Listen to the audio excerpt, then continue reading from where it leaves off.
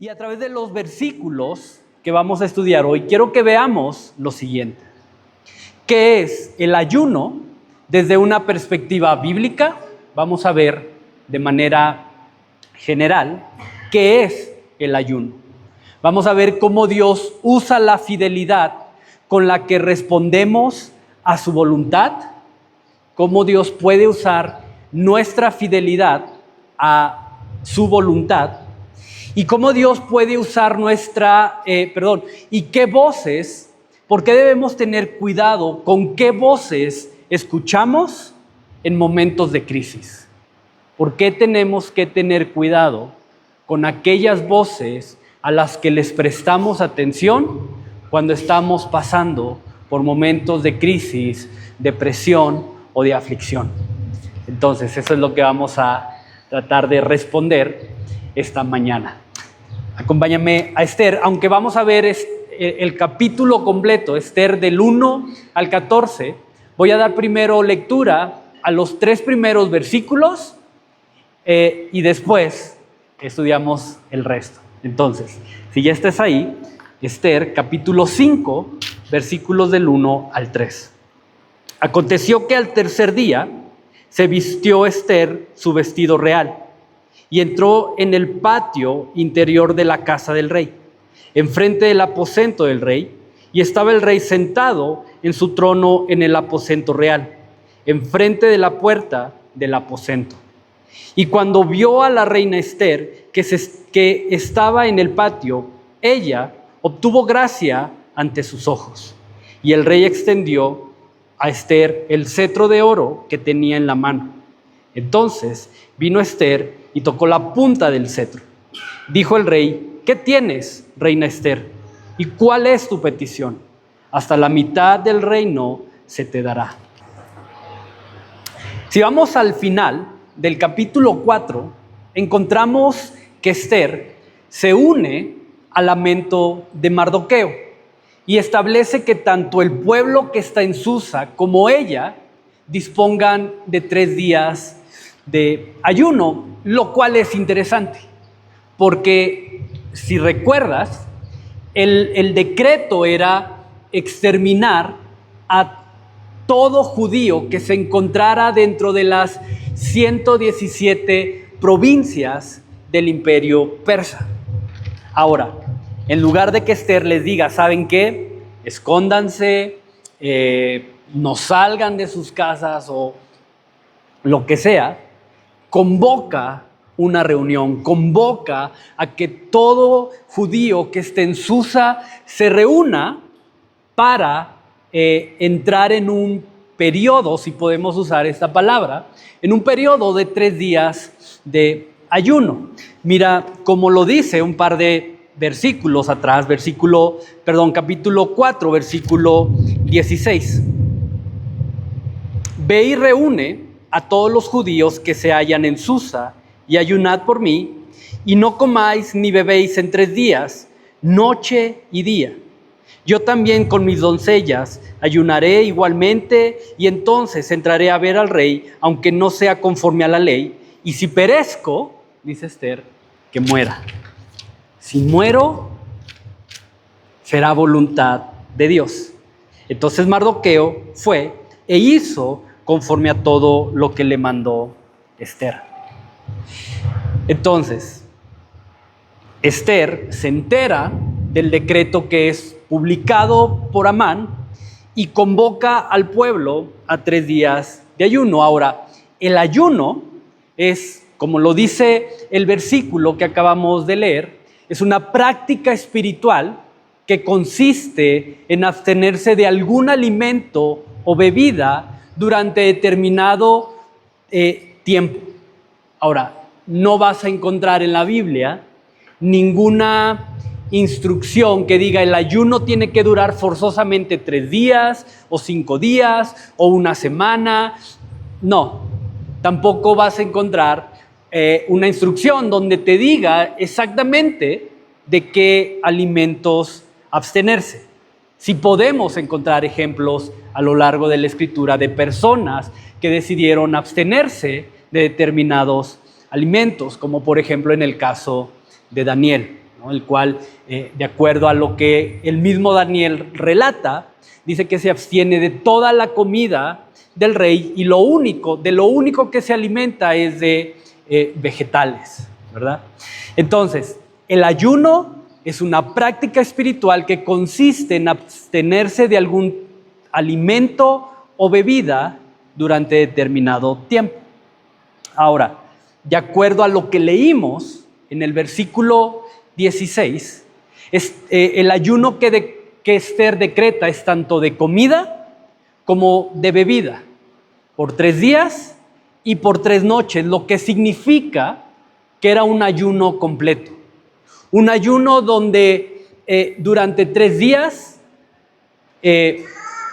no comieron nada, no probaron alimento, no tomaron agua, vino o lo que fuera. Ahora, ¿por qué ayunar en este momento tan decisivo? ¿Por qué ante el decreto de Amán la respuesta de Esther, a diferencia de Mardoqueo, no es vestirse de cilicio y ceniza y salir a la ciudad a lamentarse por lo ocurrido? Porque Esther decide inclinar su corazón al ayuno. Bueno, desde una perspectiva completamente bíblica, el ayuno, como ya lo mencioné, es una práctica espiritual mediante la cual, o el propósito del ayuno, es expresar nuestra dependencia de Dios mientras disponemos nuestro corazón para buscarle con mayor profundidad y someternos a su voluntad. Para eso es el ayuno.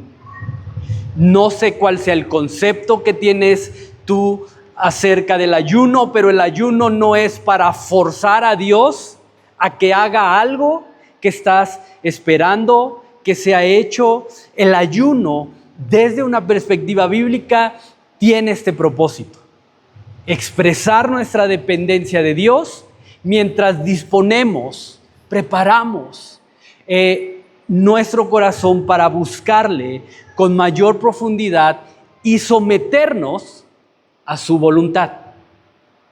Es decir, el ayuno es una herramienta que le recuerda a nuestro cuerpo y a nuestra mente que nuestra mayor necesidad es Dios.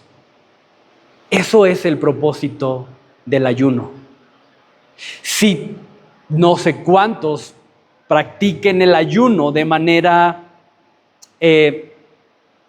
habitual, o si lo has practicado alguna vez, pero si ayunaste o dejaste de comer sin la disposición de tu corazón de buscar a Dios, de someterte a su voluntad, entonces lo único que hiciste fue pasar hambre, ¿no? Fue lo único. A lo mejor bajaste medio kilo, no sé, ¿no? Pero fue lo único, ¿no? Entonces, el ayuno le recuerda a nuestro cuerpo y a nuestra mente que nuestra mayor necesidad es Dios. Por eso Jesús, después de 40 días, justamente de estar ayunando y orando, dijo lo siguiente: no solamente de pan vive el hombre, sino de toda palabra que sale de la boca de nuestro Dios. Ahora, y esto es importante, porque esta búsqueda de la dependencia de Dios a través del ayuno se fortalece con la oración. Entonces, son dos se me fue la palabra. Hábitos, gracias. Son 2 hábitos espirituales que van de la mano: ayuno y oración. Siempre van a ir de la mano. Por eso te decía, si tú no acompañas tu ayuno con el hábito de la oración, pues simplemente estás malgastando o pasando hambres, ¿no? ¿Por qué? Porque te repito, y esto es muy importante para el desarrollo, para lo que viene después en el relato. Es buscar a Dios. El propósito del ayuno es buscar a Dios, es someternos a su voluntad, es buscarle más profundamente, es buscar depender de Él. Entonces, el hecho de que Esther decrete 3 días de ayuno nos permite entender que antes de actuar, antes de hacer cualquier cosa, antes de presentarse ante el rey, Esther está buscando enfrentar la situación desde una postura completamente dependiente de Dios y de sumisión a su voluntad. Ese es el propósito. Esther no está confiando en sus ropas reales. Esther no está confiando en la posición que ahora tiene. Esther está entrando en 3 días de ayuno porque busca depender completamente de Dios mientras camina en su voluntad. Y creo que esto es súper importante que lo entendamos, porque el ayuno no era algo a lo que Esther recurrió para poder convencer a Dios de que respondiera a su petición. Esther no entra a 3 días de ayuno diciendo, mira Dios, yo ya ayuné 3 días, entonces ahora me debes esta respuesta. Yo ya entré a 3 días de ayuno, entonces ahora tienes que hacer lo que yo estoy esperando que hagas. Sino, Esther entra a estos 3 días de ayuno como un medio para preparar su corazón y responder con fidelidad a la voluntad de su Dios. Y es interesante esto, porque antes de mostrarnos a Esther, antes de que el relato nos muestre a Esther como una mujer vestida con ropas reales, que confía o depende de la posición en la que está, el relato primero nos presenta a una mujer humillada delante de Dios que busca depender de Él y sujetarse a su voluntad. ¿Te das cuenta lo importante de esto? De hecho, si te fijas, si has seguido o has estado con nosotros o conoces la historia, el relato de Esther, es la primera vez que el texto va a llamar a Esther abiertamente como reina. Anteriormente solo se menciona o solo se hace referencia a Esther como Esther, pero aquí es llamada por primera vez como reina. Pero a pesar de eso, a pesar de la posición que Esther ahora ocupa, que también, como ya lo hemos estado viendo, es una posición en la cual termina ocupando por la soberanía de Dios, no por las virtudes que ella pudiera llegar a tener, sino por esa soberanía y esa providencia que están determinando, moviendo cada pieza para tener a Esther donde Dios quiere tenerla. Y a pesar de eso, lo primero que el texto nos muestra es a una mujer completamente humillada delante de su Dios, buscando depender completamente de ella. Ahora, creo que es necesario recordar el significado de esta idea de humillarse, porque es la respuesta voluntaria del ser humano o de aquel que, al reconocer quién es Dios y quién es Él mismo, renuncia a toda autosuficiencia, se somete a la autoridad de Dios y depende completamente de su gracia y su misericordia. Eso es humillarnos delante de nuestro Dios. Dice el Salmo, al corazón contrito y humillado, tu Dios no desprecias. ¿Por qué? Porque es un corazón que renuncia a la idea, cualquier idea de autosuficiencia y se somete a la autoridad de Dios y depende completamente de su gracia y su misericordia. ¿Te das cuenta? Entonces quiero que medites en esto. Pero la autoridad con que Esther va a actuar no estaba en las ropas reales. La autoridad con la cual Esther va a ordenar lo que va a ordenar más adelante no estaba en el trono o en la posición que ahora ocupaba. Esas cosas simplemente fueron los medios que Dios soberanamente dispuso delante de ella, lo que la capacitó para ejercer fielmente esa autoridad fue un corazón humillado delante de Dios, dispuesto. Y creo que esta palabra es clave: dispuesto a depender de Él y caminar en obediencia a Dios y a su voluntad. Y quiero que veas lo profundo de esto, porque lo primero que vemos es a un Mardoqueo que ante una amenaza, su respuesta fue depender de la gracia y de la misericordia de Dios. Ojo con esto. La historia comienza a entretejerse así. Hay una crisis, hay un problema, hay un decreto en el cual se decreta, vaya la redundancia, que todos los judíos que están en la provincia de Persia sean ejecutados. Ante eso, surge un personaje llamado Mardoqueo, quien lo primero que hace es, de la misma manera, humillar su corazón y depender de la gracia y de la misericordia de Dios. Y ahora la respuesta de Mardoqueo es la misma respuesta de Esther y de todo el pueblo. ¿Te das cuenta cómo Dios va entretejiendo los hilos de la historia para para cumplir sus propósitos? Y la semana pasada te mencioné que nuestra responsabilidad como creyentes no es siempre entender por qué Dios permite que sucedan determinadas cosas.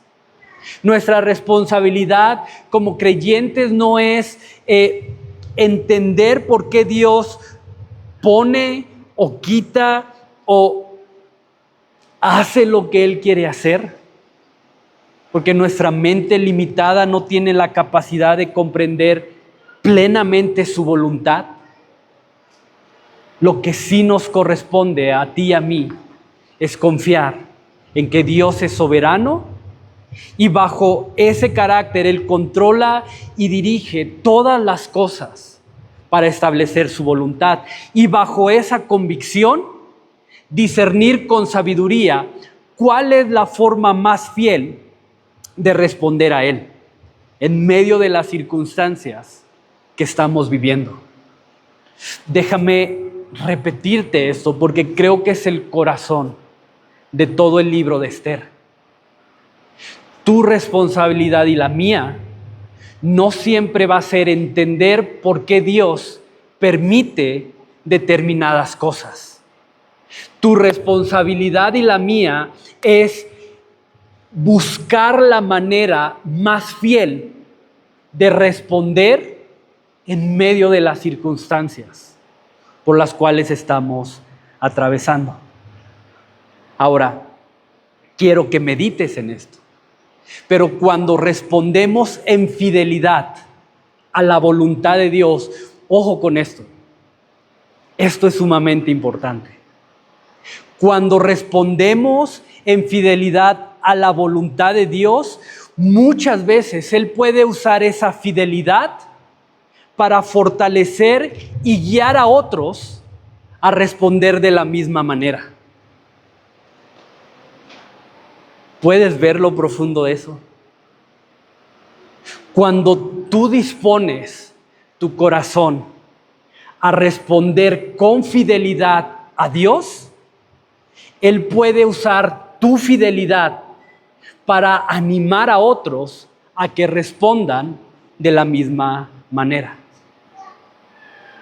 Pregunta, y obviamente es una pregunta que no vamos a tener una respuesta como tal. Pero ¿qué hubiera pasado si el relato, en lugar de presentarnos a un hombre como Mardoqueo, que en lugar de humillarse delante de Dios como lo hizo, decide tratar de resolver el problema bajo sus propios recursos o bajo su propio entendimiento? ¿Qué hubiera pasado si en lugar de acudir a Esther para animarla y exhortarla a actuar en fidelidad a Dios, como el relato nos dice que lo hizo, la maldad de Amán se convierte en el centro de la conversación y con ella, con esa conversación, termina contaminando el corazón de Esther? ¿Qué hubiera pasado si en lugar de que Mardoqueo actúa en fidelidad a Dios, se dedica a contaminar el corazón de Esther y que Esther respondiera de otra forma en que lo hizo? Por eso nunca debemos subestimar el impacto que puede tener nuestra manera de responder en medio de las circunstancias. Porque Dios puede usar nuestra dependencia de Él y nuestra obediencia para dirigir el corazón de quienes nos rodean hacia esa misma confianza y hacia esa misma fidelidad. ¿Te das cuenta? Y creo que los primeros que pueden, los primeros que sobre quienes podemos influir primeramente son nuestros hijos, a los que somos casados y tenemos hijos. Ellos ven cómo respondemos. Ellos ven cómo reaccionamos. Ellos ven cuánto genuinamente tenemos el hábito de orar, de ayunar, de pasar tiempo en la palabra. Ellos. Y el cómo yo como papá respondo ante los momentos de crisis es algo que Dios puede usar para animar, para guiar a otros, especialmente en casa. Y sabes, muchas veces entre el ámbito cristiano, ¿no? Tenemos mucho esta frase: el primer ministerio ¿son quién? Nuestros hijos, ¿verdad? El primer ministerio es mi familia y mis hijos. Sí, es correcto. Pero ¿cuánto tiempo genuinamente invertimos en ese primer ministerio que decimos tener? Y ojo, porque como les digo siempre, de los pecadores, yo soy el primero, ¿verdad? Si sientes que te lancé una piedra, es porque primero me pegó a mí, cayó y entonces ya yo tengo piedras que aventar, pero porque primero me pegaron a mí. Entonces, mi respuesta en medio de la crisis es algo que Dios puede usar para dirigir el corazón de quienes nos rodean hacia esa misma confianza y hacia esa misma fidelidad. Pregunta, pero ¿cuál es tu reacción?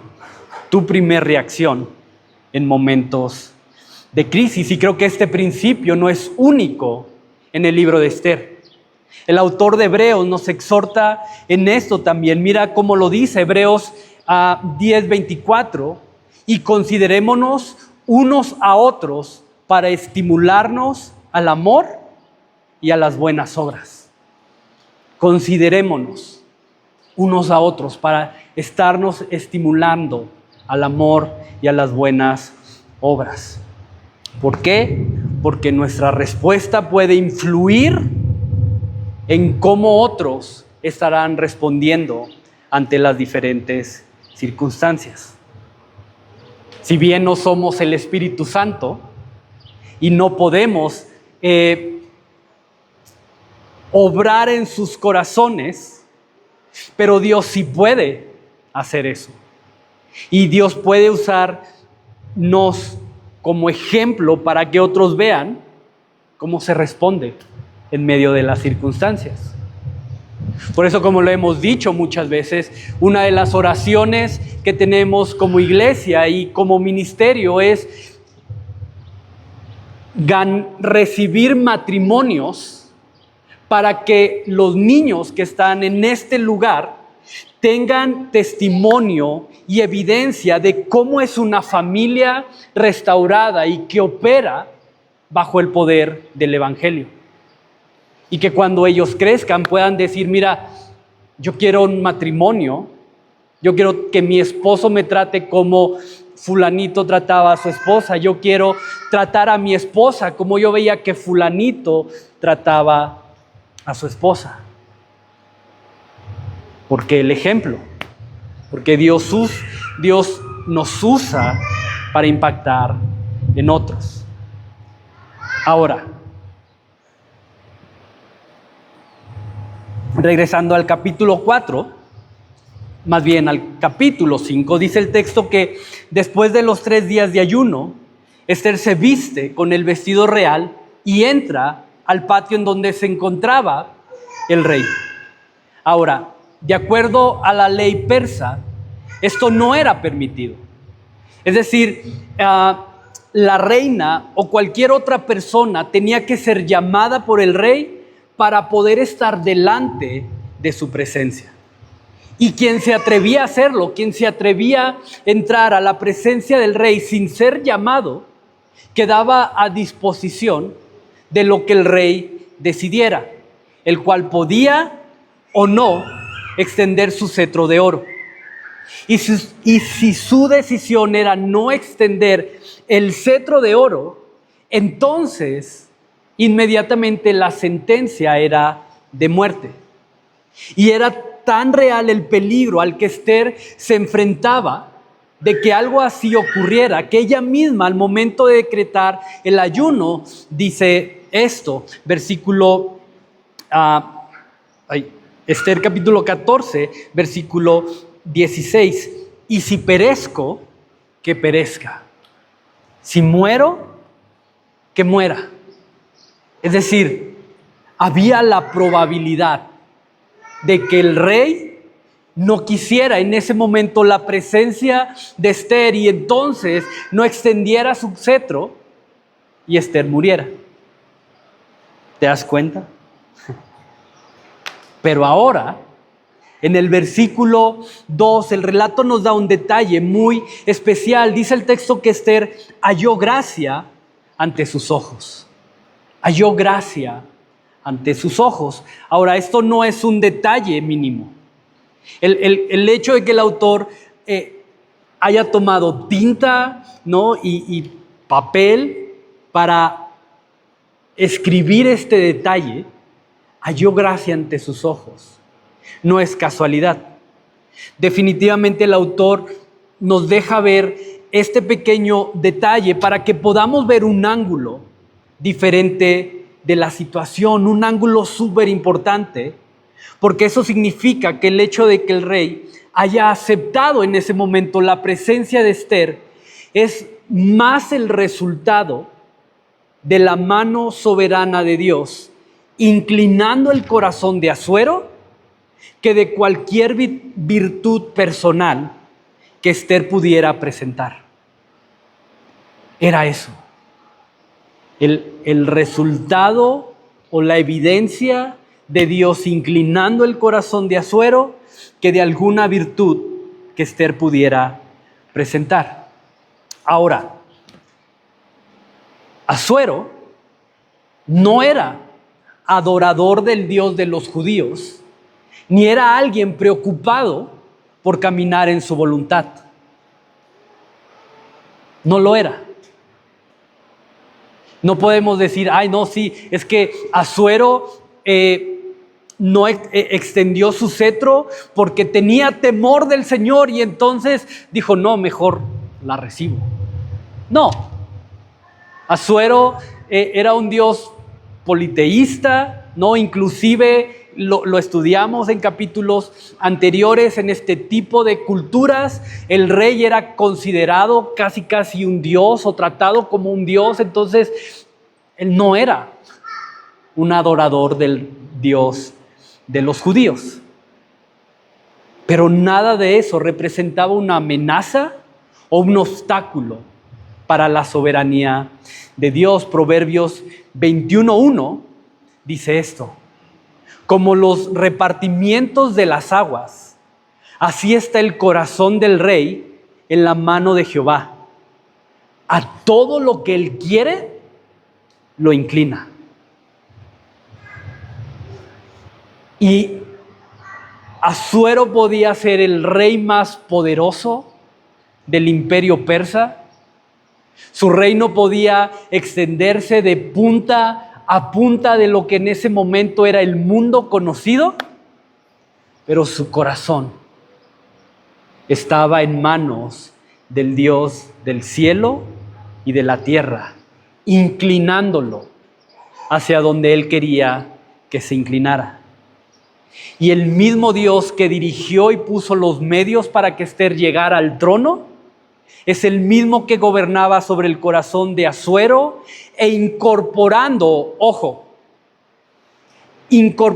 sus decisiones para que aún sin buscarlo terminara siendo parte de los medios que Dios dispuso para hacer su voluntad. Porque no hay nada que escape al dominio, al control y al poder de Dios cuando Él establece que algo sea hecho. Entonces quiero que medites en esto. Pero la soberanía de Dios no solo nos va a posicionar en el lugar correcto, como ya lo hemos estado estudiando en los capítulos anteriores. La soberanía de Dios también gobierna para que podamos cumplir el propósito por el cual Dios nos llevó a estar en donde estamos. Dios no solo te va a poner en el lugar en el que tienes que estar, también va a orquestar todas las cosas para que puedas cumplir el propósito para el cual Él te llevó ahí. Ahora, acompáñame a darle lectura al versículo 4. Y Ester dijo: si place al rey, venga hoy el rey Amán al banquete que he preparado para el rey. Respondió el rey: daos prisa, llamad a Amán para hacer lo que Ester ha dicho. Vino pues el rey con Amán al banquete que Ester dispuso. Y dijo el rey a Ester en el banquete, mientras bebían vino: ¿cuál es tu petición? Y te será otorgada. ¿Cuál es tu demanda? Aunque sea la mitad del reino, te será concedida. Y aquí vemos nuevamente a un Amán actuando por impulsividad, ¿no? Por sus emociones. Versículo 7, entonces respondió Ester y dijo: mi petición y mi demanda es esta: si he hallado gracia ante los ojos del rey, y si place el rey otorgar mi petición y conceder mi demanda, que venga el rey con Amán a otro banquete que les prepararé, y mañana haré conforme a lo que el rey ha mandado. Ahora, es interesante porque Ester no pide inmediatamente la liberación de su pueblo, ¿no? Ni se deja impresionar con las palabras del rey diciéndole: si quieres la mitad de mi reino, te lo doy. No. Curiosamente pide que Amán regrese junto con el rey para un segundo banquete. Y aunque el texto no nos dice por qué Ester toma esta decisión, sí podemos observar que todas las decisiones que Ester toma a partir de ese momento vienen precedidas después de esos 3 días de ayuno. ¿Te das cuenta? todas las decisiones que Esther comienza a tomar, ese segundo banquete, lo que va a pasar con el pueblo, viene precedido de un tiempo de buscar el rostro de Dios, de buscar su voluntad y buscar depender completamente de Él. Entonces, ojo con eso. Versículo 9. Y salió Amán aquel día contento y alegre de corazón. Pero cuando vio a Mardoqueo a la puerta del palacio del rey, que no se levantaba ni se movía de su lugar, se llenó de ira contra Mardoqueo. Pero se refrenó Amán y vino a su casa y mandó llamar a sus amigos y a Zeres, su mujer. Y les refirió a Amán la gloria de sus riquezas y la multitud de sus hijos y todas las cosas que el rey le había engrandecido y con que le había honrado sobre los príncipes y siervos del rey. Y añadió Amán, también la reina Esther, a ninguno hizo venir con el rey al banquete que ella dispuso, sino a mí. Y también para mañana estoy convocado por ella con el rey. Y versículo 13 es una bomba. Versículo 13. Pero todo esto de nada me sirve cada vez que veo al judío Mardoqueo sentado a la puerta del rey. ¿Te das cuenta? Tiene riquezas, tiene honra, tiene el favor del rey y dice, ¿pero de qué me sirve todo esto? Si hay un hombre, uno, que cuando paso delante de él no se inclina ni me honra. ¿Para qué quiero todo lo demás si no tengo la adoración de ese hombre? ¿Te das cuenta hasta dónde el orgullo puede llevar a un corazón cuando es controlado y dominado por él? Y mientras Esther espera, mientras Esther tiene la capacidad de discernir y tomar la decisión de esperar un día más, un banquete más, el orgullo de Amán vuelve a manifestarse. Porque como lo veíamos en estudios pasados, cuando mi orgullo no es tratado, puedo contenerme, como dice el texto, que Amán se contuvo al ver que Mardoqueo no se inclinó cuando pasó. Y cuando el orgullo que hay en nuestros corazones no es tratado por Dios a través del Espíritu Santo, podemos contenernos, podemos fingir, podemos aparentar, pero va a llegar una situación que va a hacer que ese orgullo brote de manera incontenible. Por eso es importante que vengamos delante de Dios y, como decía David, Señor, muéstrame, examina mi corazón y muéstrame si hay camino de perversidad y guíame por el camino eterno. Y es curioso. Y la gente que está alrededor de Amán, sus amigos, su mujer, en lugar de confrontarlo o llevarlo a razonar de manera sabia, es gente que termina alimentando su orgullo y hace más grande su necesidad de venganza, al grado que son ellos quienes les aconsejan hacer una horca. Mira cómo lo dice, versículo 14. Ay, este viento está sabroso, pero... Y le dijo Zeres, su mujer, y todos sus amigos, hagan una horca de 50 codos de altura, y mañana di al rey que cuelguen a Mardoqueo en ella, y entra alegre con el rey al banquete. Y agradó esto a los ojos de Amán, e hizo preparar la horca.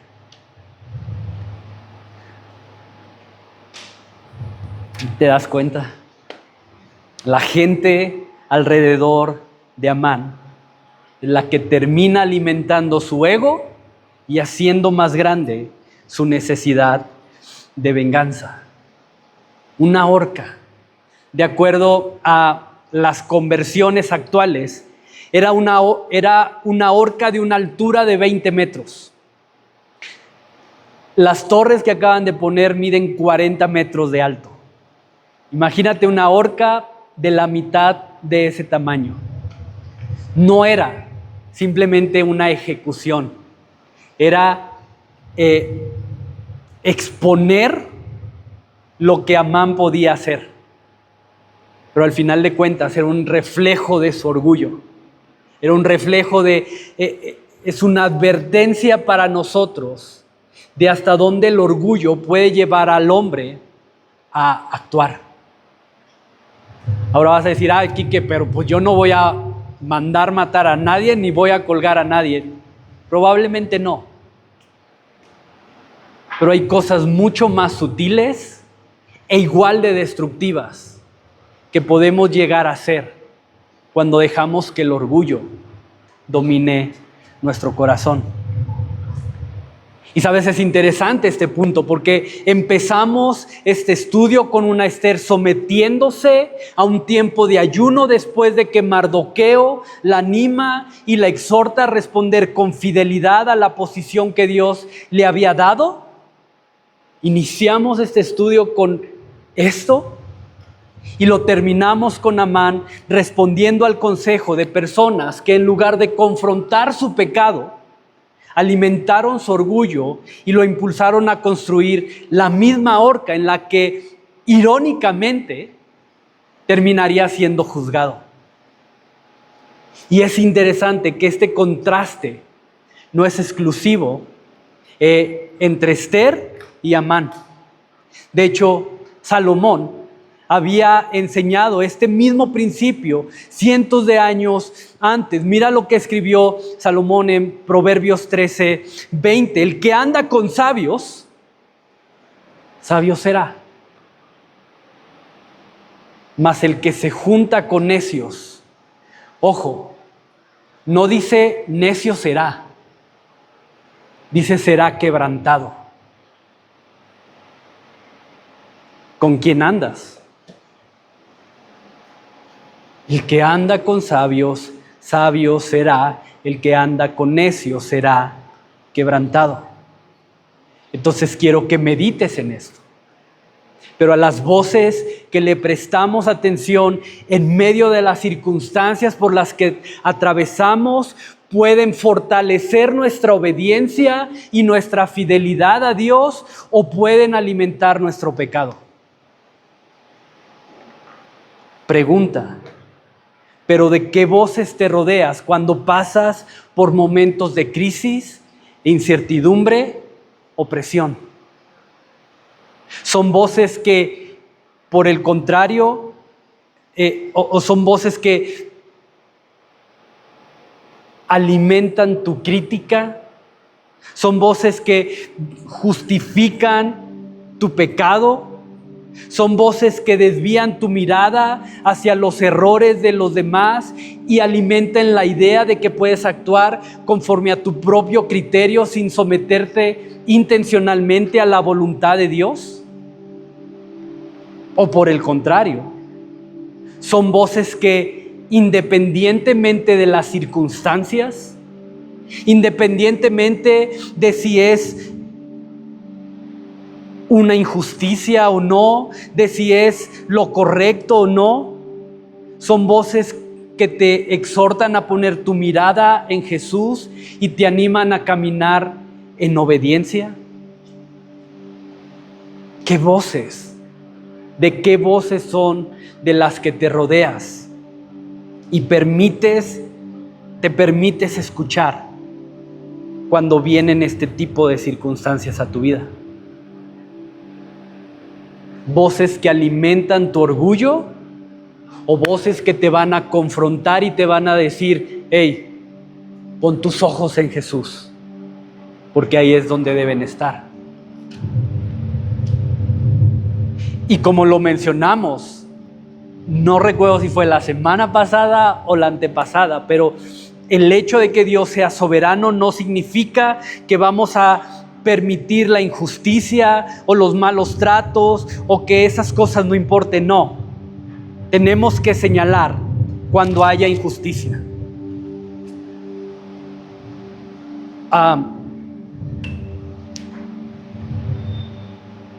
Pero tenemos que recordar que también Dios quiere hacer algo en nuestro interior, en medio de lo que estamos atravesando. Y son esas voces las que tenemos que estar buscando en medio de las crisis. No aquellas voces que apapachen nuestro orgullo, sino aquellas voces que nos exhorten y nos lleven a mirar a Jesús y nos digan, sí, estuvo mal, pero ¿qué Dios quiere tratar contigo en medio de esto? Pastor o Quique, como quieras decirme, Dios, ya que Dios es soberano y Él hará lo que ha determinado hacer, ¿por qué debemos preocuparnos por escuchar la voz correcta? Si Dios es soberano y Él va a hacer su voluntad, entonces, ¿de qué me preocupo yo? Justamente por eso. Porque la soberanía de Dios no elimina los medios por los cuales nos va a guiar a responder con fidelidad. Al contrario, Él va a establecer esos medios. Y una de las maneras es a través de las voces que decidimos escuchar. Por eso cuando genuinamente confiamos en la soberanía de Dios, procuraremos rodearnos de personas que nos exhorten a depender más de Él y a caminar en obediencia a su voluntad. Entonces, ¿qué voces escuchas cuando estás pasando por momentos de dificultad? Medita en eso.